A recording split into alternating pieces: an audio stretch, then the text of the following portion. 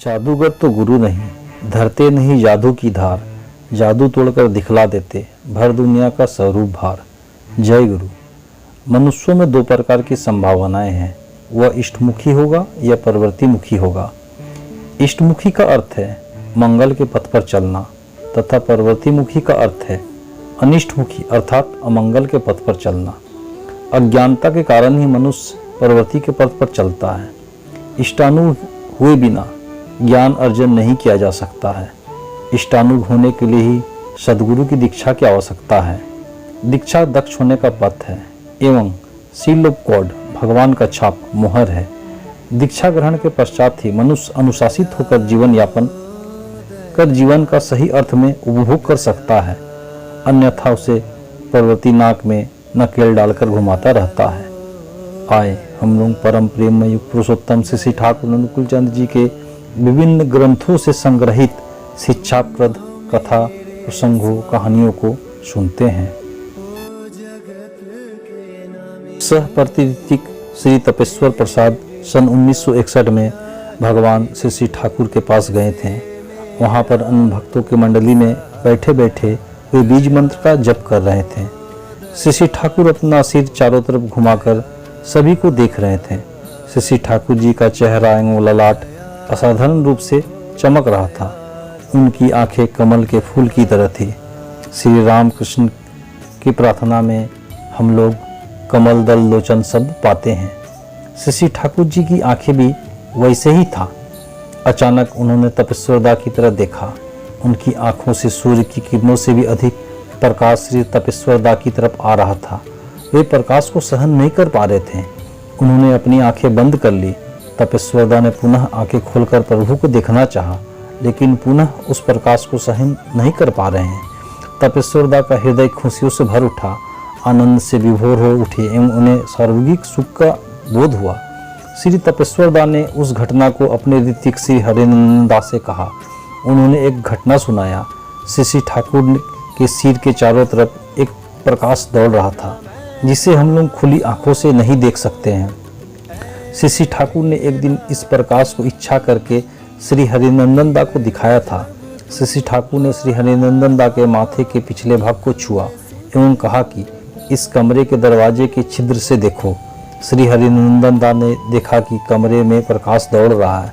श्री ठाकुर ने कहा कि यह अति छिन्न प्रकाश है, जिसे मनुष्य सहन कर सकता है। ब्रह्मांड के चारों तरफ इससे अत्यधिक प्रकाश है, जो इस शरीर के आँखों के लिए सहनीय नहीं है। भगवान कृष्ण ने अर्जुन को अपने विराट रूप का दर्शन कराया था। अर्जुन ने भी इस विराट रूप को कुछ ही क्षण सह पाया। पुस्तक बिहेवियर इन लाइफ, लेखक श्री तपेश्वर प्रसाद था। एक दिन श्री ठाकुर भक्तों से कुरान पर बातचीत कर रहे थे कि एक अरबी भाषा के मुस्लिम विद्वान तथा पवित्र पुस्तक कुरान के जानकार ने श्री ठाकुर जी से कहा कि मुसलमानों के लिए पवित्र पुस्तक कुरान काफ़ी है, आप मुसलमानों को क्यों दीक्षा देते हैं। श्री ठाकुर जी ने उनसे पूछा कि जिस विषय पर अभी बातचीत हो रही है उसे आप कृपया कुरान में निकाल दें। वह विद्वान बहुत देर तक खोजबीन किया, लेकिन वह उसे नहीं मिल पाया। श्री ठाकुर जी ने कहा कि वह कुरान की पुस्तक मुझे दे। यद्यपि मैं इस भाषा से परिचित नहीं हूँ, लेकिन मुझे विश्वास है परमपिता की कृपा मुझ पर है। मुस्लिम भाई पवित्र कुरान को कपड़े में लपेटकर निष्ठापूर्वक रखते हैं। इसे छूने से पहले अपना हाथ धो लेते हैं एवं माथे से लगाकर फिर उस पुस्तक को खोलते हैं। उस विद्वान व्यक्ति ने हाथ नहीं धोया, माथे से भी नहीं लगाया एवं पुस्तक देने के लिए बढ़ाया, लेकिन श्री ठाकुर जी ने जल मंगाकर हाथ धोया, फिर माथा से लगाकर श्रद्धापूर्वक उस पुस्तक को खोला। श्री ठाकुर जी ने वही पृष्ठ निकाला जिसके संबंध में पहले से चर्चा हो रही थी। श्री ठाकुर जी ने पुस्तक रखने के बाद पुनः हाथ को धोकर उस जल को अपने माथे पर गिराया। इस घटना को देखकर वह विद्वान फिर कोई प्रश्न नहीं कर सका। पुस्तक वही। सह प्रतिऋतिक श्रद्धेय श्री तपेश्वर प्रसाद दा हाजीपुर से श्री ठाकुर जी के व्यक्तिगत फिजिशियन श्रद्धेय प्यारी नंदी दा, जो 40 वर्षों से श्री ठाकुर जी के साथ रहकर सेवा देते थे, उन्होंने कहा कि मैं भी श्री रामकृष्ण परमहंस का भक्त था। मेडिकल शिक्षा पाने के बाद भी आध्यात्म में मेरी गहरी रुचि थी। पिपासा शांत नहीं हो रहा था कि मैं श्री ठाकुर जी के शरण में आ पहुंचा। एक दिन संध्या का समय था। उस समय श्री ठाकुर जी सैया पर लेटे थे। मेरे मन में अनेकों प्रकार की शंकाएं हो रही थी कि इसी बीच श्री ठाकुर जी के शरीर से एक प्रकाश निकला जो एक बहुत बड़ा ओंग में बदल गया। उस प्रकाश में मैंने देखा कि भगवान कृष्ण मुस्कुरा रहे हैं, उनमें भी प्रकाश निकल रहा है। पुनः मैंने देखा कि एक लाल रंग का चमकता हुआ पुरुष प्रकट हुआ, जिनके बाल काफी चमकदार थे। वे हजरत मोहम्मद लग रहे थे। नंदिदा ने पुनः उसी क्रम में देखा कि जीसस क्राइस्ट खड़े हैं एवं उनके कंधे पर पवित्र क्रॉस है। इसी बीच श्री ठाकुर जी ने श्रद्धेय नंदिदा को पुकारा तो नंदिदा ने अपना साहस बटोर कर पूछा कि मैंने जो अभी देखा है क्या सत्य है। श्री ठाकुर जी ने हंसते हुए कहा कि यह सभी कुछ सत्य है। श्रद्धेय नंदिदा को विश्वास हो गया कि श्री ठाकुर ही राम है, कृष्ण है, जीसस है, हजरत मोहम्मद है, चैतन्य महाप्रभु है एवं रामकृष्ण देव हैं। पुस्तक बिहेवियर और इन लाइफ, लेखक श्री तपेश्वर प्रसाद दा, पृष्ठ संख्या 22। डॉक्टर गोकुल चंद्र मंडल कुष्टिया शहर में डॉक्टर थे। उन्होंने अपने पेशा में काफ़ी प्रसिद्धि प्राप्त किया था। वे श्री ठाकुर जी से दीक्षा लेकर एक दिन रात्रि में ध्यान करने बैठ गए। उन्होंने ध्यान में देखा कि वे हवा में तैरते हुए ऊपर उठते जा रहे हैं एवं सूर्य को भी पार कर लिए। प्रकाश इतना था कि जैसे हजारों सूर्य प्रकाशमान हो रहे हैं। प्रकाश सहाय नहीं हो रहा था। उसी प्रकाश के मध्य में श्री ठाकुर जी हंस रहे हैं। जिस घर में डॉक्टर मंडलदा ध्यान कर रहे थे वह घर भी प्रकाशमान हो चुका था। खिड़कियों और दरवाजे से रोशनी निकल रही थी। परिवार वाले लोग भय से कमरा में प्रवेश नहीं किए। अंत में प्रकाश मंडलदा के शरीर में प्रवेश किया, लेकिन उनका शरीर एक मतवाले की तरह हो चुका था। हाथ पैर लड़खड़ा रहे थे। इसी तरह 3 दिन बीतने के बाद भी वे श्री ठाकुर जी के पास आए। उन्होंने ज़मीन पर अपना माथा टेक कर प्रणाम किया। श्री ठाकुर जी ने कहा कि यदि तुम उस अवस्था में रहना चाहते हो तो तुम्हारा शरीर सही नहीं कर पाएगा। तुमको जो मंत्र मिला है उसे प्रैक्टिस करो। डॉक्टर मंडलदा स्वस्थ हो गए। डॉक्टर मंडलदा की दीक्षा होने के कुछ माह पूर्व उनके एक लड़के की मृत्यु हो गई थी, जिससे वे दुखी रहा करते थे। एक दिन श्री ठाकुर जी ने कहा कि मंडलदा, मैं आपसे कुछ मांग रहा हूँ, आप देंगे तो? मंडलदा ने कहा हाँ। श्री ठाकुर जी ने कहा कि मैं अपना तलहटी फैला रहा हूँ, आप अपने हाथ से अपना दुख एवं व्यथा मेरे हाथ में डाल दीजिए। मंडलदा ने कहा कि यह कैसे संभव है। श्री ठाकुर जी ने कहा कि आप अपने हाथ की तलहटी में कुछ देने का भाव रखें। मंडलदा ने ऐसा ही किया। मंडलदा ने महसूस किया कि उन्हें अपार शांति बोध हो रहा है। पुस्तक बिहेवियर इन लाइफ, लेखक श्री तपेश्वर प्रसाद दा। गीता में है सौ धर्म निधन श्रेय पर धर्मो भयावह। गीता अध्याय 3 श्लोक 35। अर्थ है अपने धर्म में तो मरना भी कल्याणकारक है और दूसरे का धर्म भय को देने वाला है। लेकिन श्री ठाकुर जी इसका अर्थ बताते हैं कि स्व माने सत्ता धर्म में निधन होना श्रेय है। धर्म का अर्थ है कि जिससे अस्तित्व अक्षुण्ण रहे, वही मंगल का पथ है।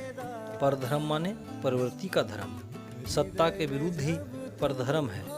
पर शत्रु अर्थात प्रवृत्ति धर्म जो जीवन में दुख सृष्टि करता है, इसलिए भयावह है। एक दिन एक मच्छर श्री ठाकुर जी के शरीर के चारों ओर घूम फिर रहा था। एक भक्त बराबर रुमाल से उसे भगाने की चेष्टा करते रहे, लेकिन वह मच्छर बार बार आ जाता था। भक्त ने मच्छर को मार दिया। श्री ठाकुर जी चमक उठे एवं कहा कि तुमने उसे मार दिया। श्री ठाकुर जी ने अपने छाती पर हाथ रखकर कहा कि देखो, इसके अंदर जो जीवन है उसके अंदर भी वही जीवन है। श्री ठाकुर जी ने कहा कि मेरे पैर से एक चींटी भी नहीं मरी है। सत्यानुसरण में श्री ठाकुर जी ने कहा है कि एक चींटी को भी व्यथा का निराकरण की ओर चेष्टा रखो। ऐसा यदि नहीं करते हो तुमसे हीन और कौन है। शास्त्र का अर्थ है जिससे मनुष्य अनुशासित होता है। शास्त्र मुक्त होता है पुरुषोत्तम में। पुरुषोत्तम का क्रियाकलाप शास्त्र के अनुरूप होता है। शास्त्र पुरुषोत्तम के अधीन है, परंतु वे शास्त्र के अधीन नहीं है। वे युग के अनुसार विधान देते हैं। माता पिता जीवन उपासना के प्रथम वेदी है, उन्हें त्याग कर विश्व प्रेम नहीं होता है। पुरुषोत्तम जब भी पृथ्वी पर आविर्भूत हुए हैं तभी मनुष्यों को आह्वान करते हुए कि तुम लोग मुझसे प्रेम करो, मेरी पूजा करो एवं मेरा याजन करो। तुम्हारी सभी कार्यों चिंता का केंद्र मैं ही हूँ। शशि ठाकुर जी ने आकाश की ओर देखकर कहा कि आज 25 दिसंबर है। पश्चिम वाले लोग आज के दिन ही यरूशलेम में परम पुरुष का संधान पाए थे। शशि ठाकुर जी ने पुनः आत्मस्थ होकर बोल उठे कि वह नक्षत्र आज यरूशलेम के आकाश में नहीं है, वह नक्षत्र आज भारत के आकाश में उदित हो चुका है। इस शब्द का भाव यही निकलता है कि यीशु ही शशि ठाकुर जी थे। प्रकृति ज्ञानी ही पुरुषोत्तम को पहचान करता है। एक भक्त ने पूछा कि अवतारी पुरुष को इतना कष्ट क्यों झेलते हैं। शशि ठाकुर जी ने कहा कि कारण तारा शरीर तोपानोन, अर्थात वे हमेशा दूसरों की भलाई में इतना व्यस्त रहते हैं कि उन्हें अपनी सुरक्षा की कोई चिंता ही नहीं। दुनिया के त्राता होकर भी वे अपनी रक्षा के समय अशक्त रहते हैं। इसलिए शशि ठाकुर जी ने परिवेष्टनी सख्त रखने की बात कही है। क्राइस्ट एवं चैतन्य देव के ग्राइंडल परिवेष्टनी पार्षद सख्त नहीं थे, जिससे इन लोगों को अधिक कष्ट हुआ। शशि ठाकुर जी ने कहा कि श्री रामचंद्र जी एवं हजरत मोहम्मद के गाइडल परिवेष्टनी खूब मजबूत थे। पुस्तक तपोदीप। कथा का शीर्षक है लड़के को क्या बनाया है। देवघर आश्रम। अपराह्न का समय सूर्यास्त होने को है। शशि ठाकुर जी पार्लर में अर्धशायित होकर बैठे हुए हैं। कई भक्त उनको घेर कर बैठे हुए हैं कि एक सज्जन ने आकर शशि ठाकुर जी को आभूति प्रणाम कर कहा, ठाकुर मुझे एक बात निवेदन करनी है, मैं खूब ही कष्ट में हूँ। शशि ठाकुर जी ने कहा कि कहिए क्या कहना चाहते हैं। अश्रुपूरित नेत्र से उस सज्जन ने निवेदन किया, ठाकुर मेरा एक ही लड़का है, सब कुछ लगाकर उसको लायक मनुष्य बनाया। आज वही लड़का मुझको और अपनी माँ को देखना नहीं चाहता, शादी करके अलग हो गया है। शशि ठाकुर जी ने उठकर बैठ गए और बोले, लायक लड़का अपने माता पिता को नहीं देखता सुनता है, ऐसी बात तो नहीं सुना था। लड़के को क्या बनाया है, अपने सर्वस्व लगाकर। उक्त सज्जन ने कहा, डॉक्टरी पढ़ाई, MBBS पास किया है उसने। व्यथित होकर शशि ठाकुर जी बोले, लड़के को डॉक्टर बनाना चाहते थे, आपकी वो आशा तो भगवान ने अपूर्ण नहीं रखा। कुछ समय रुककर शशि ठाकुर जी भयाक्रांत स्वर में बोले, मनुष्य डॉक्टर लड़का जो मनुष्य होगा, वकील लड़का जो मनुष्य होगा, सो कोई कह नहीं सकता।